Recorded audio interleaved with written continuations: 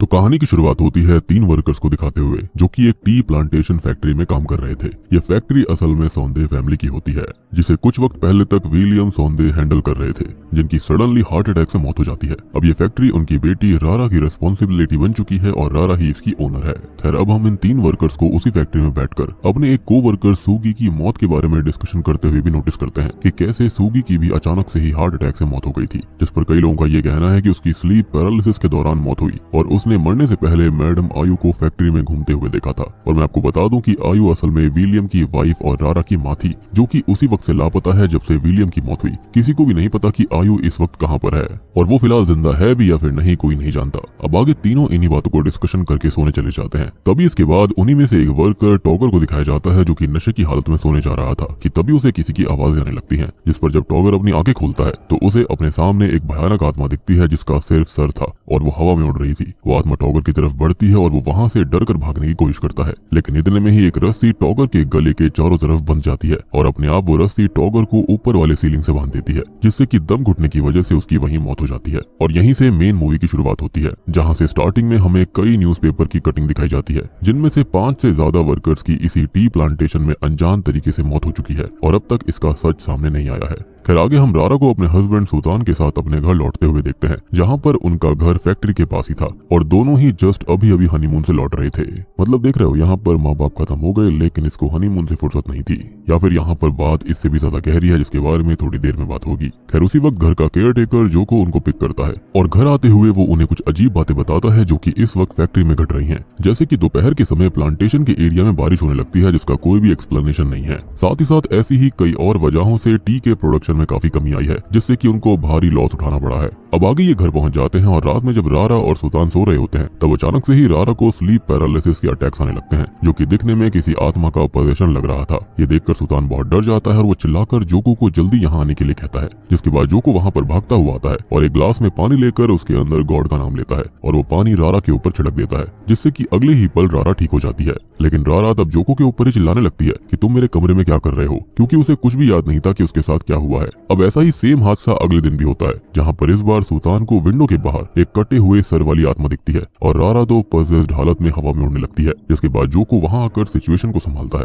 पर बेचारे को फिर से रारा कमरे में आने के लिए डांटने लगती है, क्योंकि उसे कुछ याद नहीं था। अब इससे सुल्तान को ये बात समझ आ जाती है कि इस घर में किसी भयानक आत्मा का साया है और तभी उसे एक न्यूज़पेपर में यूसुफ नाम के एक एग्जॉर्सिस्ट के बारे में पता चलता है, जो कि सरप्राइजिंगली उसका ही स्कूल फ्रेंड था। अब अगले दिन सुल्तान यूसुफ के क्लिनिक पर जाता है, क्योंकि यूसुफ होता तो एक साइकियाट्रिस्ट ही है, लेकिन उसको सुपरनैचुरल और पैरानॉर्मल केसेस में काफी इंटरेस्ट होता है, जिस वजह से उसे एग्जॉर्सिज्म का ज्ञान था। सुल्तान यूसुफ को अपनी वाइफ के पोजीशन के बारे में बताता है और यूसुफ अगले ही दिन वहां पर आकर उनके बेडरूम में एक पानी से भरा हुआ ग्लास रख देता है। यूसुफ ने उस पानी के अंदर नमक मिलाया हुआ था और वो वहां से जाते हुए सुल्तान से ये बोलता है कि अगर यहाँ कोई आत्मा होगी तो ये पानी काला हो जाएगा, वरना ये पानी कल भी ऐसा ही साफ रहेगा। अब दूसरी तरफ रारा को ये सभी भूत प्रेतों वाली बात बकवास लग रही थी, जिसका उसे रात में ही जवाब मिल जाता है। जब वो अपने हस्बैंड के साथ डिनर कर रही थी, तभी अचानक से ही उसके टेबल पर एक आत्मा का सर दिखाई देता है, जो कि अपने आप घूम रहा था और त्रिनिल कह रहा था, जिसका क्या मतलब है हम आगे जानेंगे। और ये देखते ही सुल्तान वहीं बेहोश हो जाता है, जिसके बाद अगले दिन हम नोटिस करते हैं कि यूसुफ आकर सुल्तान से उसकी तबीयत के बारे में पूछता है और उस वक्त यूसुफ नोटिस करता है कि पानी का ग्लास बिल्कुल काला हो गया था, जिसका मतलब साफ था कि यहाँ पर एक भयानक आत्मा रह रही थी। अब रारा, जो कि इन चीजों पर अब तक विश्वास नहीं कर रही थी, वो भी आत्मा वाली बात से एग्री करती है, क्योंकि उसने अपने आंखों के सामने आत्मा देखी है और यूसुफ को इसका सॉल्यूशन ढूंढने कहती है, जिसके साथ वो यूसुफ को ये भी बोलती है कि उसको अपनी इन्वेस्टिगेशन के दौरान उसके डैड के पर्सनल रूम में नहीं जाना। और ये बात यूसुफ को थोड़ी अटपटी लगती है और उसे लगता है कि जरूर रारा और सुल्तान उससे कुछ छुपा रहे हैं। अब आगे यूसुफ को डिमोनिक स्पिरिट्स की और डीमंस की किताब से ये पता चलता है कि जो आत्मा उन्हें परेशान कर रही है उसका नाम असल में कुयांग है। इसी के बारे में रारा और सुल्तान को बताते हुए यूसुफ कहता है कि कुयांग यहाँ पर 2 वजह से इंसानों के पास आते हैं। पहला है इटर्नल लाइफ, यानी कि मरने के बाद भी स्पिरिचुअली एग्जिस्ट करना।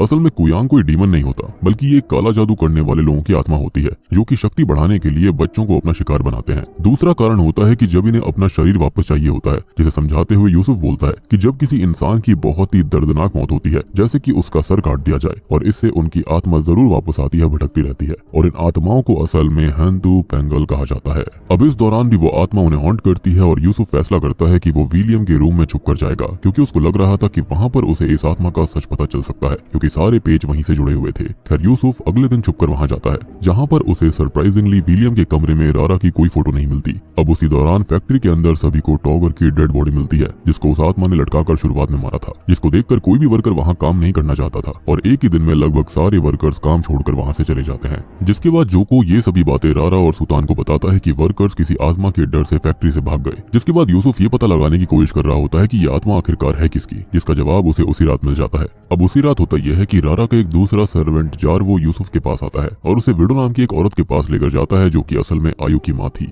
यानी कि रारा की नानी। और वहीं पर यूसुफ को यह पता चलता है कि ये आत्मा किसी और की नहीं बल्कि आयु की ही है, यानी कि विलियम की वाइफ की और रारा की माँ की। जिसके बाद विडो यूसुफ को आयु की पूरी कहानी बताती है कि बचपन से ही आयु बहुत ही लालची किस्म की औरत थी और उसे हमेशा अमीर बनना था। उसके मन में हमेशा से था कि वो किसी अमीर आदमी से शादी करेगी, जिसके लिए वो किसी भी हद तक जा सकती थी। अब कोई भी अमीर आदमी उसको क्यों सेलेक्ट करता, उसके लिए उसे सुंदर बनना पड़ता। अब आयु इसी दौरान ब्लैक मैजिक करने वाले एक शेमन के पास जाती है और खुद काला जादू करना सीख जाती है, जहाँ पर उसने कुछ रिचुअल्स किए और उसने अपनी आत्मा डेविल को दे दी और उसके बदले उसे खूबसूरती मिली। अब यहाँ से जैसे जैसे आयु की आयु बढ़ रही थी, वो और भी ज्यादा खूबसूरत होती जा रही थी और शहर के सभी मर्द उस पर दीवाने हो रहे थे। जिसके बाद एक दिन विलियम ने आयु को देखा और उसे एक तरफा आयु से प्यार हो गया। अब आगे दोनों ने शादी कर ली और फिर बेटी के तौर पर रारा पैदा हुई, जिसका बचपन में इन्होंने नाम त्रिनल रखा था। और आपको याद भी होगा कि आयु की स्पिरिट ने उसको त्रिनल कहकर पुकारा था। लेकिन उसी वक्त से आयु को अपनी ही बेटी रारा पसंद नहीं थी। अब आयु अपने मन से भी किसी शैतान जैसी हो गई थी और उसे बस ये चाहिए था कि विलियम बस उससे प्यार करे और पैसा उस पे खर्च करे, लेकिन किसी और से प्यार ना करे, ना ही पैसा खर्च करे, इनफैक्ट अपनी बेटी के ऊपर भी नहीं। इसलिए आयु रारा से बचपन से ही नफरत करती थी और वो भी इस हद तक कि उसने उसे मारने तक की भी कोशिश करी। अब जैसे ही इस बारे में विलियम को पता चला तो उसने रारा के 18 साल के होते ही अपनी सारी प्रॉपर्टी उसके नाम कर दी, जिससे कि आयु गुस्से से पगला गई और उसने जाकर विलियम को कन्फ्रंट करते हुए ये बोला कि मैंने तुमसे सिर्फ पैसों के लिए शादी करी थी और उसके लिए मैं कुछ भी कर सकती हूँ। और मैंने आपको शुरुआत में एक बात और कही थी कि विलियम को आयु से एक तरफा प्यार हुआ था, तो अब आप समझ गए होंगे ऐसा क्यों है। खैर ये सुनते ही विलियम को हार्ट अटैक आ गया और वो उस दिन से बीमार पड़ गए। अब उस दिन के बाद से आयु की गंदी नीयत सबके सामने आने लगी। सबसे पहले तो उसने रारा को जान से मारने की धमकी देकर विलियम से प्रॉपर्टी पेपर्स पर साइन करवा लिया और एक रात विलियम के सामने ही विलियम के मेल नर्स के साथ उसने इंटीमेट होकर विलियम को सडनली ऐसा झटका दिया जिससे कि उनकी वही मौके पर मौत हो गई। और सरप्राइजिंगली सुल्तान ही विलियम का मेल नर्स था, जी हाँ, जो कि फिलहाल रारा का हस्बैंड भी है, जिससे कि जबरदस्ती आयु ने ये सब करने के लिए कहा था। अब उसी वक्त रारा गुस्से में उस कमरे में आती है और अपने पिता के मौत के बदले बड़े से चाकू से आयु के ही सर को काट डालती है, यानी कि अपनी माँ के ही सर को अलग कर देती है। जिसके बाद सुल्तान रारा से माफी मांगने लगता है और रारा उसे एक शर्त पर ही माफ करती है कि अगर सुल्तान उससे शादी करेगा तभी वो उसको माफ करेगी। और ऐसा इसलिए था क्योंकि यहाँ पर एक लव ट्रायंगल चल रहा था। आयु और रारा दोनों ही सुल्तान से प्यार करते थे, या फिर ये कहें कि उनसे अट्रैक्टेड थे। जिसके बाद दोनों की शादी हो जाती है और यहाँ पर हमें देखो स्पेसिफिक रीजन तो बताया नहीं जाता कि ऐसा रारा ने क्यों किया, लेकिन मैंने आपको जैसे बताया कि शायद से वो दोनों ही उससे प्यार करती थी। फिर आगे दोनों ने मिलकर आयु के शरीर को फैक्ट्री के ही एक कोने में दफन कर दिया था और उसके सर को अलग रख दिया। जिसके बाद उसके सर को जला दिया गया। जिस वक्त से ही आयु का कर्ज फैक्ट्री पर होने लगा था और ये वही मौका था जब ये दोनों ही हनीमून पर गए थे। और यहीं से आयु का जो सर था, या फिर ये कहें उसका डिमोनिक रूप था, वो वर्कर्स को मारने लगा ताकि ये फैक्ट्री और ये बिजनेस बर्बाद हो जाए। वो कहते हैं ना कि हम तो ले डूबे हैं सनम, तुम्हें भी ले डूबेंगे। अब ये सारा सच जानकर यूसुफ वहां से जाने लगता है, लेकिन तभी बहुत ही शॉकिंग सीन हमें देखने को मिलता है, यानी कि कहानी का रुख पूरा ही पलट गया था, जहाँ पर सुल्तान अचानक से पीछे से आकर अपने ही दोस्त यूसुफ पर हमला करता है और एक ही झटके में उसके सर को काट डालता है, ये कहते हुए कि तुम्हें इतना सच नहीं जानना चाहिए था, क्योंकि इन्होंने पहले ही यूसुफ को वार्न किया था कि उसे विलियम के कमरे में नहीं जाना है। लेकिन ऑब्वियस सी बात है कि यूसुफ को सच पता करना था और अब इतना सच जानने के बाद में इनका जुर्म सामने आ सकता था। इसके चलते इन्होंने यूसुफ को ही खत्म कर दिया। अब इसके बाद सुल्तान जार्वो से बोलकर यूसुफ की डेड बॉडी को दफन करवा देता है और वहां से फैक्ट्री निकल जाता है, जहां पर वो आयु के सर के स्केलेटन को उसकी बॉडी से मिला देता है और इससे सभी चीजें थोड़ी सी नॉर्मल हो जाती हैं। अब इन सब के बारे में सुल्तान को कैसे पता चला कि क्या करना है, क्योंकि असल में सुल्तान पहले से ही यूसुफ का पीछा कर रहा था और उसने विडो और यूसुफ की बातें सुन ली थी, यानी कि आयु की माँ और यूसुफ की बातें, जिसमें वो दोनों कह रहे थे कि आयु की आत्मा को तब शांति मिलेगी जब उसका सर उसकी बॉडी से मिल जाएगा। और आयु को रात के ठीक 2 बजे मारा गया था, तो उसके शरीर को और उसके सर को रात के 2 बजे ही मिलाना होगा और अभी रात के 1:30 बज रहे थे। हालांकि इससे कुछ दिनों के लिए आयु की आत्मा शांत तो हो जाती है, लेकिन एक रात वो फिर से रारा और सुल्तान पर हमला करती है, जिसके अंदर वो सुल्तान को तो काफी बुरी तरह से मारती है। लेकिन रारा को मारने से पहले वहाँ जोको एक प्रीस्ट और ढेर सारे लोगों को लेकर आ जाता है, जो कि किसी तरह से रारा को बचा लेते हैं। जिसके बाद रारा को एक विजन आता है, जिसके अंदर उसके पिता उसे ये कहते हैं कि अपनी माँ को माफ कर दो और जितनी रिस्पेक्ट रिस्पेक्ट तुमने मुझे दी है उनको भी उतनी ही रिस्पेक्ट करो। और ये सुनकर रारा आयु को माफ कर देती है। अब अगले सीन में हम देखते हैं कि रारा ने विलियम के ग्रेव की साइड में ही अपनी माँ आयु और सुल्तान की ग्रेव भी बनाई है, जहाँ पर वो फाइनली अपनी माँ को वो रिस्पेक्ट दे रही है जो कि हर बेटी को अपनी माँ को देनी चाहिए। जिसके बाद रारा अपनी नानी विडो से मिलने जाती है और उनके साथ ही रहने लगती है। अब मूवी के एंडिंग सीन में हम उनके घर के आगे किसी आत्मा के हाथ को जमीन से बाहर आता हुआ देखते हैं और बूम, इसी के साथ में ये मूवी यहीं पर खत्म हो जाती है।